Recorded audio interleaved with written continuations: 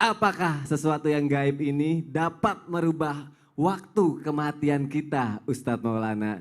Silakan Aduh jawabannya. ya Allah ya Karim, ampuni dosaku. Izin Ustaz Air, Ustaz Sam.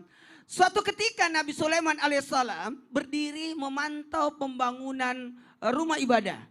Waktu itu jelang akhir ayat beliau.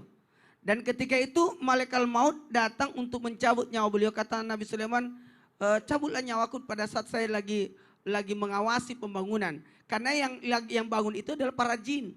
Itu makhluk gaib itu. Nah, dari sini habis itu selesailah bangunannya. Baru datanglah para jin untuk datang melapor kalau pekerjaannya udah selesai. Dan itu menunggu jawaban Nabi Sulaiman yang notabene-nya Nabi Sulaiman sudah wafat dalam keadaan berdiri dengan ditahan oleh tongkat beliau. Kapan ketahuan kalau beliau wafat? Ketika rayap memakan ujung tongkat Nabi Sulaiman sampai mayat yang mulia Nabi Sulaiman itu pun terjatuh. Artinya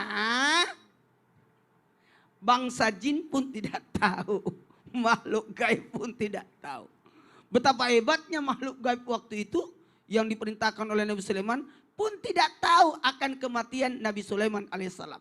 Berarti gaib itu tidak tahu juga. Makanya kalaupun katanya ada yang dibunuh karena sihir, makhluk gaib, telur dan sebagainya, itu bagian daripada sebab kematian. Sekali lagi, sebab kematian. Sebab kematian. Dan mohon maaf, orang yang wafat karena kena sihir dan sebagainya, itu digolongkan syahid juga. Tergolong syahid. Namun dalam hal ini kita diminta untuk memohon perlindungan. Memohon perlindungan supaya kita tidak terkena dan sebagainya. Dan dalam hal ini sebaiknya mohon maaf, orang yang terkena sihir, santet dan sebagainya hingga wafat dia syahid.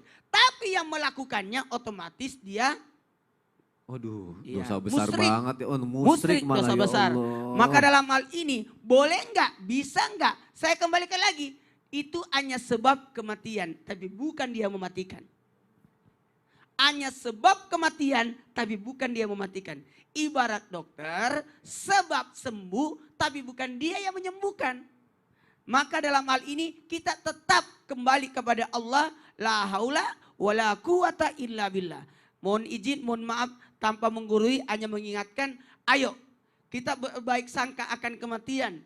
Tidak berburuk sangka akan kematian dan tetap bergantung kepada Allah, tidak bergantung selain kepada Allah.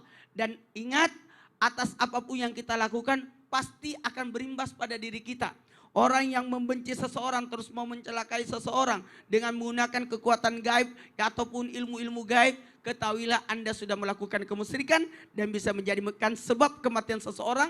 Maka seseorang yang kau matikan itu, dalam artian saya pinjam kata-kata ini, engkau bunuh, maka mereka itu syahid, sementara kalian sudah masuk pada golongan orang yang musyrik. Makanya hati-hati. Dalam hal ini pertanyaan dikembalikan lagi, bisa enggak dia menyebabkan kematiannya? Kembali lagi jawabannya, hanya sebab tapi bukan dia yang mematikan. Makanya tetap kita kuat. Pokoknya insya Allah kita bisa selesaikan. Ada doa, ada kekuatan sedekah, ada kekuatan-kekuatan lainnya. Dan bisa jadi ini bisa mengantarkan kita husnul khotimah. Masya Allah. Oh berarti aku nangkep nih yang diajarin Ustadz Maulana adalah baik sangka terhadap kematian, bergantungnya sama Allah, kitanya nyiapin bekal-bekalnya nih sekarang ya. Ya Allah. Jadi jangan sibuk mencari siapa yang menggunain saya. Kenapa begini? Jangan berbuat baik. Aduh, ya Allah baik. Terima Kalau kasih. Kalau engkau tahu siapa yang menggunakanmu, kirimkan sembako. Oh terus? Naikkan dia umroh. Supaya dia menyesal kenapa aku guna-gunain dia ya. Ya Allah.